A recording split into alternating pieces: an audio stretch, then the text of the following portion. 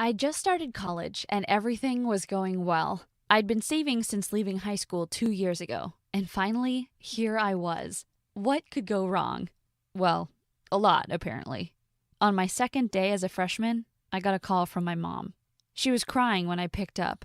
Mom, come on, I've only been gone like 2 days. Pull yourself together. Arya, sweetie, I've got cancer. You need to come home. And just like that, all my dreams of becoming a doctor were shattered in one single phone call. I packed up and left without even saying goodbye to my new dorm mates. My mom needed the money I'd saved to pay for the treatment, and I needed to get home to her quickly. I wouldn't be able to cope if she didn't survive. I got one of the last train tickets and ran on with all of my luggage. There was one seat left next to a pretty snobby-looking woman. I sat down and watched as she actually moved away from me, like I smelled bad or something. She was on the phone and speaking really loudly, complaining about having to ride the train with a bunch of peasants, and that it was just unacceptable that the private jet wasn't available. On her other side was a girl who must have been her daughter. She looked upset, and the woman kept telling her to shut up and stop being a baby. Suddenly, the train started making weird noises, and the girl started crying. I thought her mom was gonna slap her. Everyone started shifting in their seats, and I was worried we were about to break down or something. I've no idea why, but the snobby mom stood up and used this opportunity to go and use the bathroom. Her daughter was seriously freaking out now, and I felt so bad for her. I slid over to her and gave her a hug, and that was when an explosion happened. The last thing I remember was the girl I was hugging, screaming, and then darkness. The next moment, I was waking up in a hospital bed, wrapped up in bandages from head to toe. Every part of my body felt broken, and when I tried to move, I wanted to scream in pain, but I couldn't even speak. It felt like there was something lodged in my throat. My voice was gone. I could hear people screaming all around me, and then a man's voice said, "Do whatever you can to save her, please."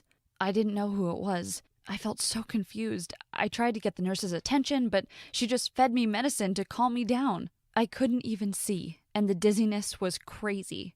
I must have fallen asleep, because after a while I woke up, and I had no clue how much time had passed. There was a doctor standing over me, and he said my vocal cords were severely damaged, and he didn't know when or if I'd ever speak again.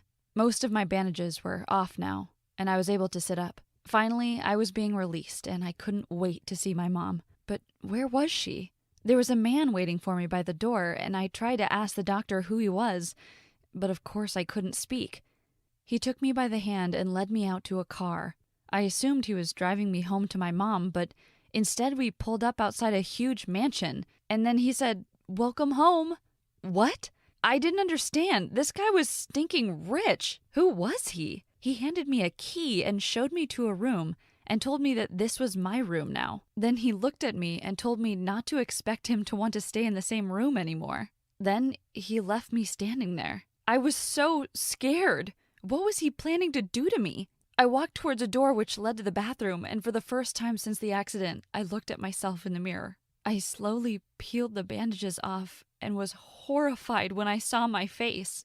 I looked nothing like myself. What had they done to my face? I mean, don't get me wrong, I looked good. I looked pretty, but I didn't even resemble my old self in the slightest.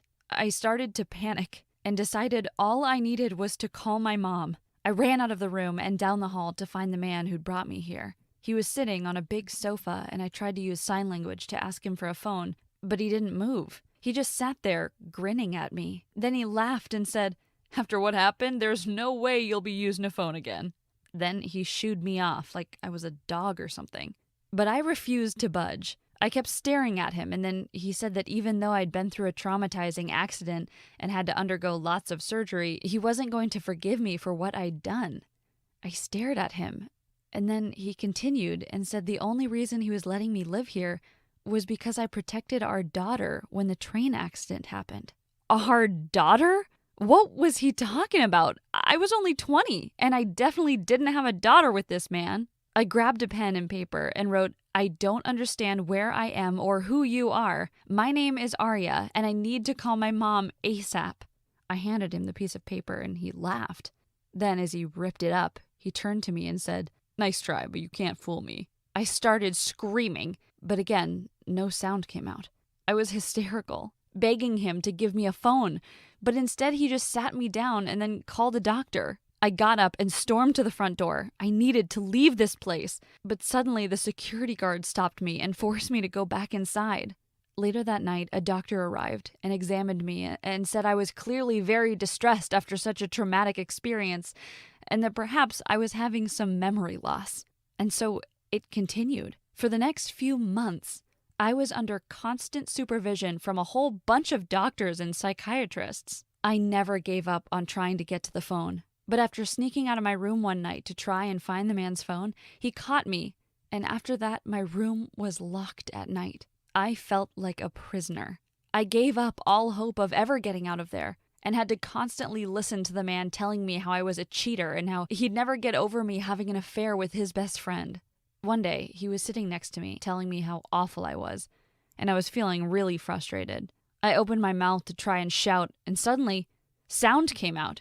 My voice was back. It sounded weird at first, but slowly it came back, and the man said I sounded different, and that I should shut up and stop speaking, but I couldn't stop. I asked him to tell me what had happened to me exactly. He said we were supposed to meet at the train station so we could sign the divorce papers, after he found out that I had cheated on him with his best friend. But then an accident happened. The railway line was broken, and it caused the train to slide off the tracks and hit the subway wall. 5 people had died, and the rest were seriously hurt, especially after the fire started. He then told me that if I hadn't been holding his daughter, it would have been impossible to recognize who I was from the way I looked after the accident. Suddenly, it clicked. The snobby woman next to me on the train had been his wife, so she must have died. And everyone thought I was her. But this was insane. I tried to tell him my story, that I wasn't his wife, but he didn't believe me, and honestly, I was exhausted by it all now. He said that he was done with my lies, and that I had to face up to the truth of what I'd done, instead of pretending to be someone else. It was hopeless.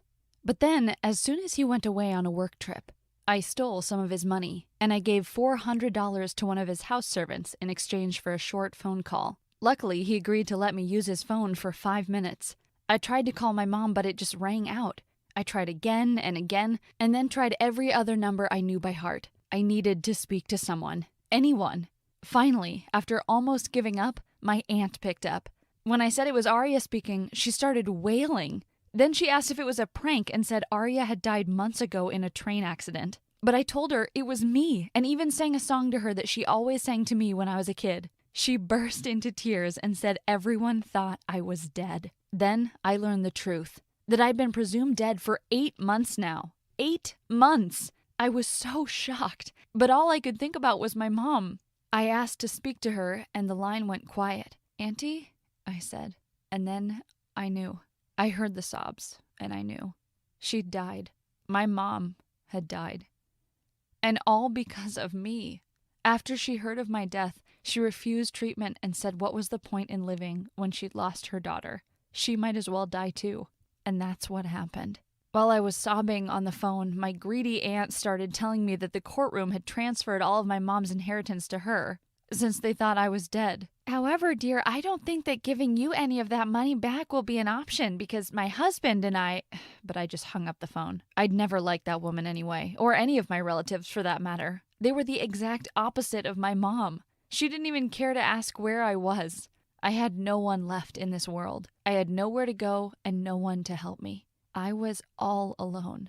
And so I decided to stay in this house with my alleged husband and pretend to get my memory back and admit that I'm his wife until I figured out what to do. Every day after he left for work, I'd sneak into his office and steal some money. And then in the evenings, I'd act like everything was normal. I'd cook dinner and we'd sit together and try and be civil. And slowly but surely, it felt like we really were married. His name was Nathan, and he began to trust me a little more every day.